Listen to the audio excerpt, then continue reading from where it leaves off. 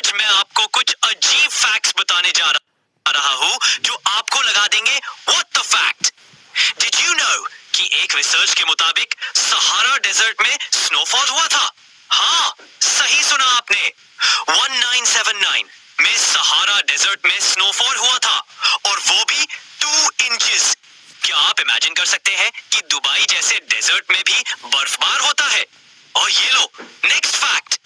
Did you know कि एक jellyfish है जो इमॉर्टल है?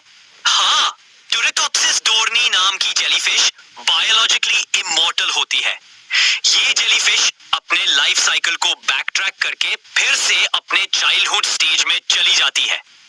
क्या आपके पास कोई ऐसी ट्रिक है जो आपको यंग रखे?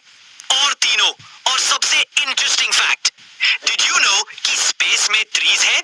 हाँ, नासा ने डिस्कवरी किया है कि मिल्की वे गैलेक्सी में ह्यूज क्लाउड्स ऑफ गैस और डस्ट है जिन्हें स्पेस ट्रीज कहा जाता है। ये ट्रीज तो नहीं है जैसे आपके घर के पास होते हैं, लेकिन ये गैस और डस्ट एक ह्यूज